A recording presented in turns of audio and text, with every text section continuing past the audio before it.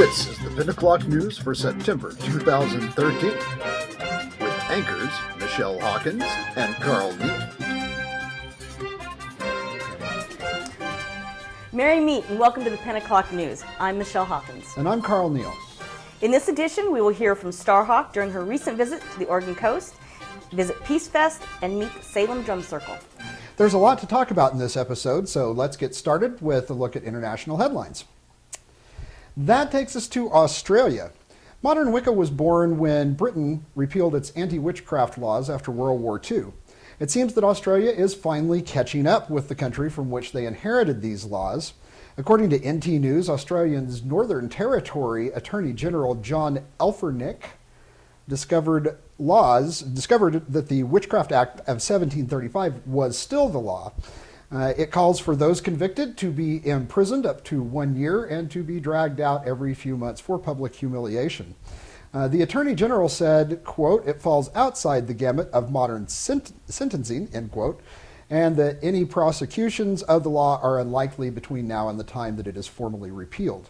The Attorney General added a refreshing remark when he said, quote, "I believe we have very fine and law-abiding tarot readers who would be fairly horrified to find out that they've committed an offense that would see them pilloried on market day." I bet that's true. In an interesting bit of synchronicity, within days of that announcement, a new magazine devoted to the pagan community was launched in Melbourne, Australia, called the Green Man Quarterly. Their mission statement is to, quote, "produce an affordable, high-quality resource that is able to assist in the promotion and growth of our diverse community." The magazine is available in both traditional print format and in e-zine online. You can find out more at their website, greenmanmagazine.com. Awesome. Turning now to the UK, Professor Ronald Hutton, the author of Triumph of the Moon and Blood and Mistletoe, has a new book coming out in November in the UK and next February in the US. According to the publisher, Pagan Britain, quote, "is a history of religious beliefs from the old Stone Age to the coming of Christianity," unquote. Hutton explores well-known ancient remains such as Stonehenge, but also lesser-known locations. Professor Hutton, as we told you last month, was elected a Fellow of the British Academy in July. He is also a host of a new documentary about Gerald Gardner titled A Very British Witchcraft. Produced by Britain's Channel 4, it's available streaming online. Pagan Britain should be a very interesting book, and I will be buying it. Me too. Finally, in international news, I have to tell you that I like Pope Francis more and more every story that I read about him. The Wild Hunt reported that Pope Francis, the head of the Roman Catholic Church, met with indigenous religious leaders during a recent trip to Brazil.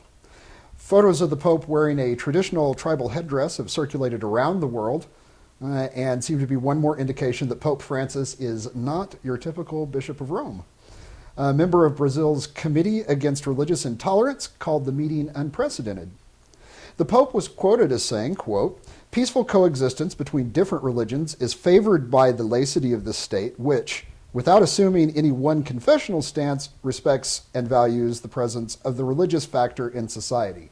Okay, personally, I take that to mean that since the government wants all religions to get along, we should do that rather than risk losing religion from our society completely. Turning now to domestic news, August saw a rally in the worldwide pagan community centered around hate speech and Facebook, and more importantly, Facebook's response to it. As we reported in a recent episode of Magic Moment, the pagan community's attention was drawn to two Facebook pages that called for the violent killing of witches. While centered on the current witch hunt terror that is sweeping sub-Saharan Africa, the words clearly violated Facebook's hate speech policy. While not aimed at those in the West who identify as witches, the pages were contributing to the horrors being committed in Africa. Obviously, the pages should have been opposed on those grounds alone, but there is also clear danger that readers from other parts of the world could read the hate posted there and misinterpret them. That could have led to violence against our own community. As reported in the wonderful coverage of this incident by the Wild Hunt, pagans rose in droves against the pages hosted by Facebook, headquartered in Menlo Park, California, and began sending swarms of complaints about the pages, all of which were met with an automated response stating that Facebook had reviewed these pages and found they did not violate terms of service. In mid-August, the Lady Liberty League and the Covenant of the Goddess, commonly called COG, jumped into the fray. Amid the shock of pagan leaders around the world, these and other organizations began applying pressure to Facebook to, at the very least, reopen their investigation into the issue. The full details of the behind-the-scenes discussions have not been publicized, but it is obvious that the message was being heard within Facebook's organization. Shortly thereafter, the pages were removed from Facebook. Yeah, now, despite the celebrations in some quarters, many are left wondering how this could have happened and what the future might be for these types of situations that impact the pagan community, or really any other community. If it weren't for the work of formal organizations that were able to address the situation at higher level, the situation might still be unresolved. When I initially reported this in a recent episode of Magic Moment, my zeal to discuss the urgent need for a full-time pagan media overwhelmed my prepared speech, and as a result I omitted the critical contributions of COG in this process. My apologies for the oversight. We definitely owe thanks to COG for their work on behalf of our community in this and many other situations. Now, speaking of COG, the Wild Hunt also reported on COG's annual Merry Meet Convention in Salem, Massachusetts. Heather Green wrote a wonderful report about this year's gathering that covered 4 days of rituals, leadership training, and the group's annual Grand Council, plus a whole lot more. Imagine attending a national COG gathering at Salem's Hawthorne Hotel. The Wild Hunt article gives a wonderful overview of the event, and it is available online if you'd like to learn more. Speaking of conferences, there is a very intriguing one coming up in October in New York City. It is called the Occult Humanities Conference, Contemporary Art and Scholarship on the Esoteric Traditions. Scheduled for October 18th through the 20th, the conference focuses on the underground perspectives that grow from the occult. According to the conference's press release, the event will, quote, present a wide array of voices active in the cultural landscape who are specifically addressing the occult tradition through research, scholarship, and artistic practice, end quote. If any of our viewers attend, I hope you come by and give us an on-camera report. Absolutely, and wow, quite a mouthful there. Good job. Meanwhile, in Wisconsin, it appears that the ordeal of pagan prison chaplain Jamyi Witch has turned an important corner. Now, Witch was the chaplain at the Waupun Correctional Institute when she was the victim of a hostage situation, and she was held in her office by a prisoner and sexually assaulted. Now, obviously, this case would have a huge impact on the pagan prison ministries all over the country. However, the case fell apart, and the prisoner involved was not only proven to be lying, but he eventually changed his story, prompting the district attorney to drop all charges against Witch. She is now planning to make plans to sue the Department of Corrections and other agencies that were involved. Now, I found it very interesting that the version of the story that was carried by the Associated Press was only 7 sentences long. It just included the barest facts about this story and a copy of their very short story from 2011. Now, conversely, the Wild Hunt gave us an in-depth story that addressed the terrible injustices done to a woman who was simply working hard for the spiritual welfare of prisoners. And not just pagan prisoners, all the prisoners in that particular facility. Now, if we had a strong independent media within the pagan community, perhaps this story would have received the same level of attention that it would have if it were about a chaplain of another faith. Once again, we're indebted to the Wild Hunt for following this and other stories with full journalistic fervor. Although there are no longer charges hanging over her, Reverend Witch's ordeal is certainly not over. As she explained, quote, when the hostage situation was over, it was clear that the DOC was unwilling to accept its responsibility over their many shortcomings that could have prevented my rape. The abhorrent and despicable part came when they turned the tables and blamed me for their deficits. People must and will be held accountable. You cannot smear, ruin, torture someone just because of her faith, end quote. She also added, quote, the fight for my life is over. The fight for every other pagan person's rights is just beginning, end quote.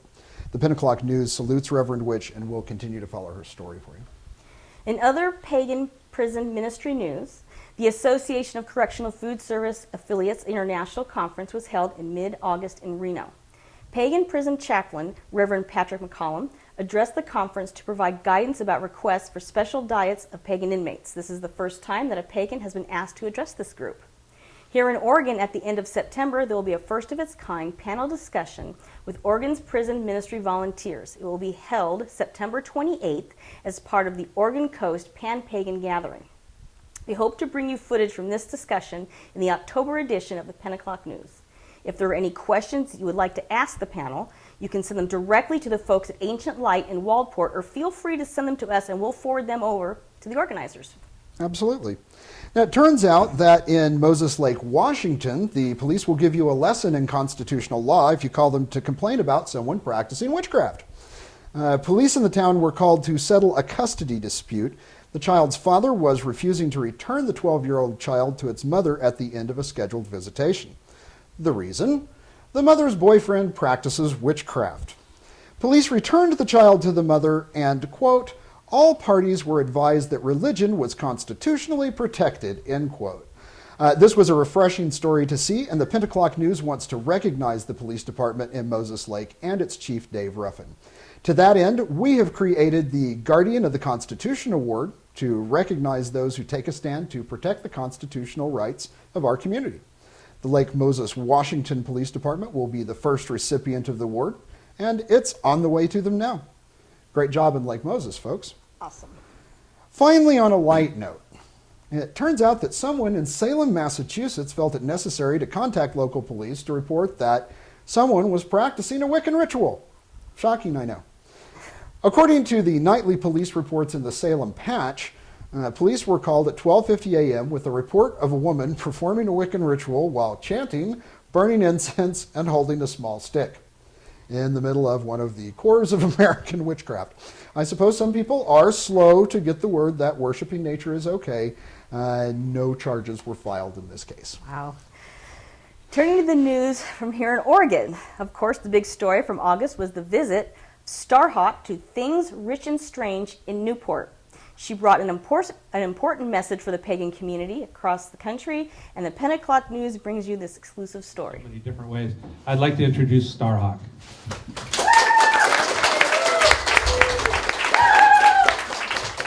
And I think of that when I think about the concept of this talk tonight of frontline spirituality.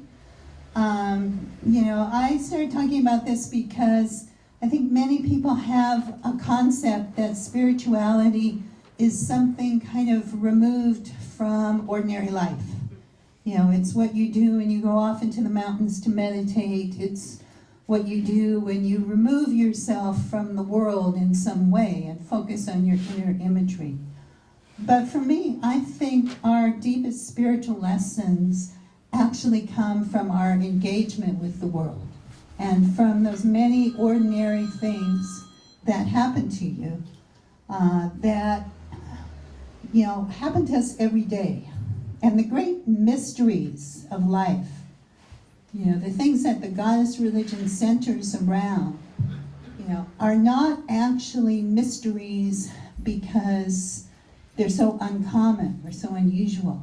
They're actually the most common things of life, the things that happen to us all, like being born, like getting sick and recovering, like dying, like growing and changing and transforming.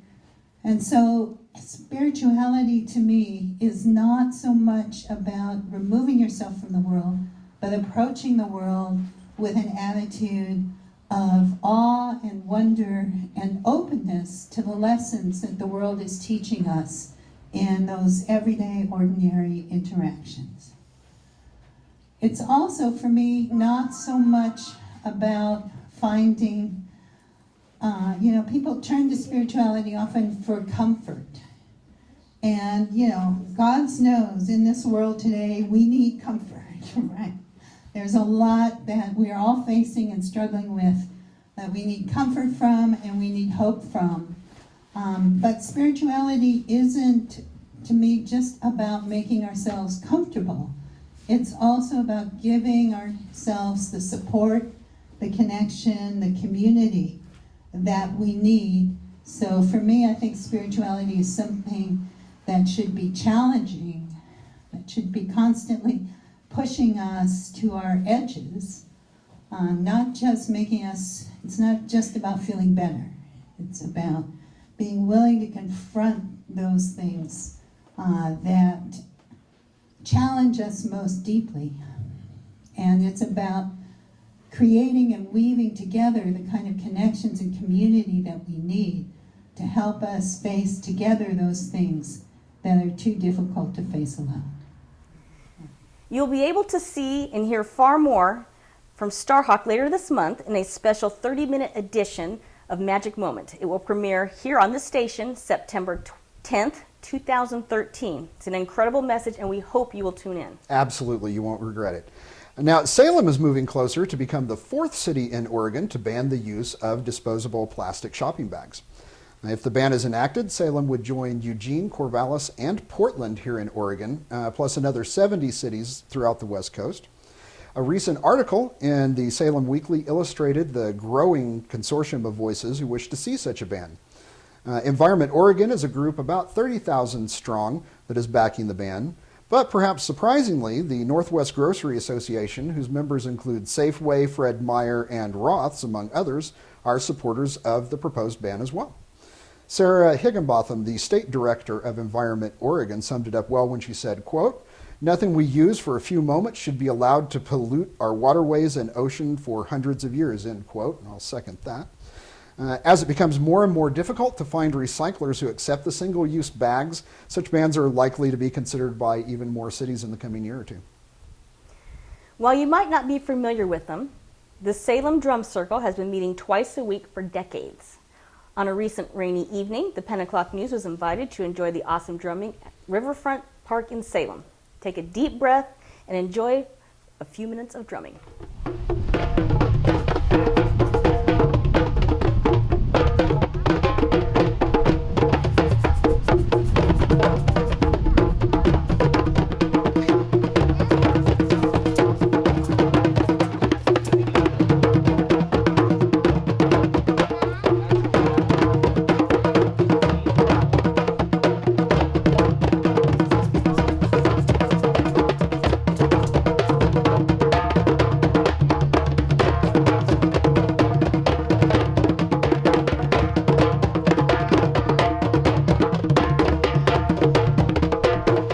All right, so when and where do you guys usually meet?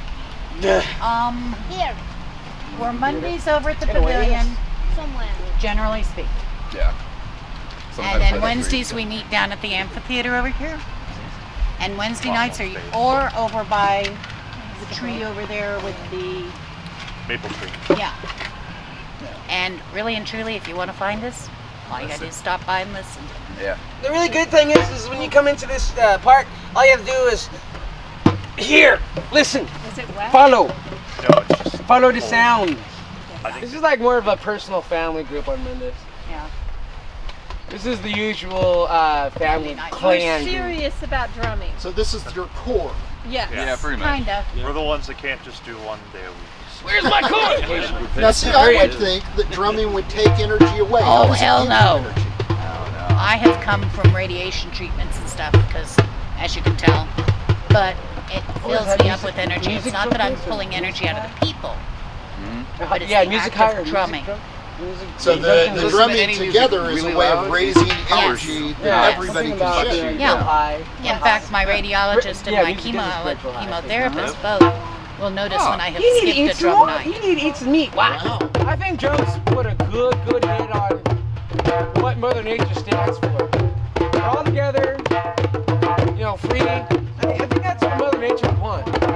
Free and just doing what we do best.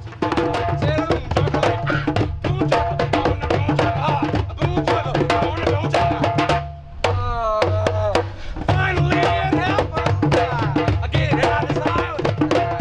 No better than what I ate tonight. I was on the Hawaiian Islands, thought it was somewhere else. I could have gone 100 miles inland. Could have had my headphones, sitting here all night long.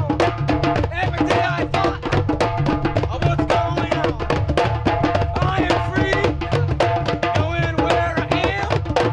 I was in Hawaii, stuck on an island. You can contact the Salem Drum Circle through their Facebook page or just join them on a Monday or Wednesday evening. Be sure to bring your drum, if you have one. Now let's listen to a little more drumming while we look at the packed community calendar for this month. Yeah, he's going What was what do we, oh, okay, there you go.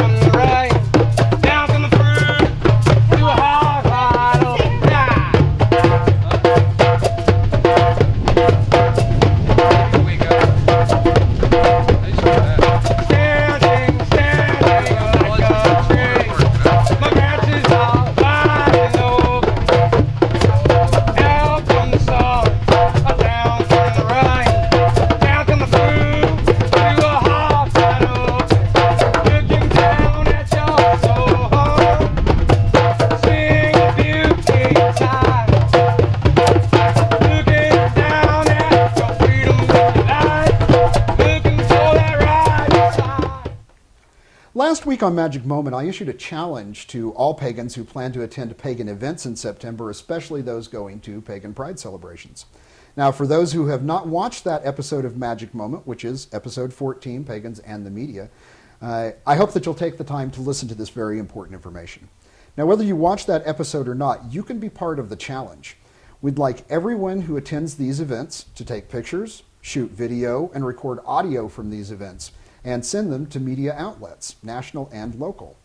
Naturally, you should always get people's permission before you take pictures of them, but do keep in mind that Pagan Pride events are public events and no one has to get permission, but it's always polite to ask.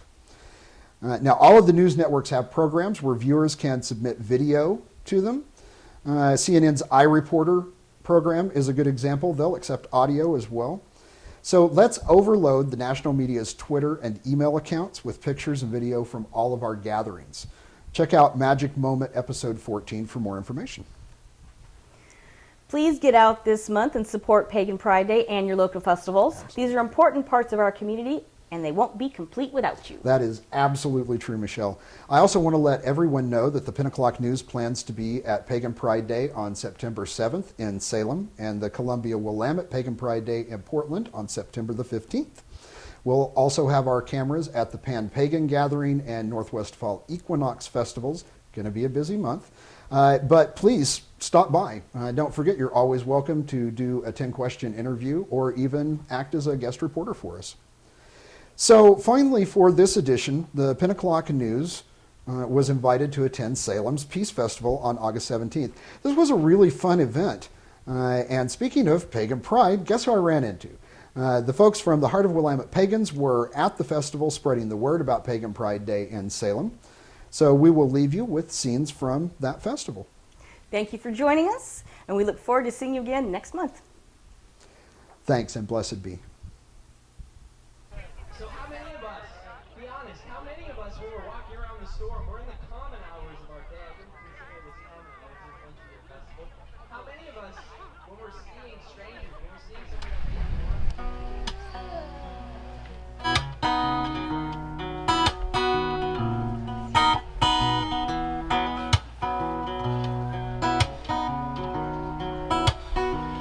Well, do it for you.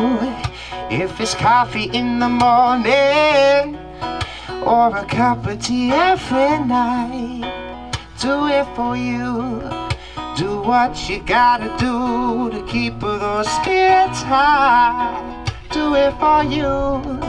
If it's going to a party out on a Friday night or you're alone inside, well, that's alright, you just got to live from the inside out. Oh yeah, you've got to live from the inside out. Yeah. and we don't got no doubt, because we're living from the inside out. So now what are you going to say? Good. We are sitting here telling everybody about Pagan Pride, and we're the Heart of Willamette Pagans. Oh my God, I love. And Pagan Pride is September 7th at at Woodmansey Park. Rock on. So going to be an exciting year. A lot of vendors set up already. Very, very exciting year. We have Look at the tree. 35 booths. Nice. Oh my It's going to be a good year. No, that's awesome. So Saturday, September 7th, starting at what time? 9:30. 9:30 to 5. Excellent. This is a free event? Yes, yes, it's a free event. But we're asking everybody to bring a non-perishable food item for Marion Folk Future. Awesome. To help bring in the harvest for our neighbors who are needing help with food. Very, very good.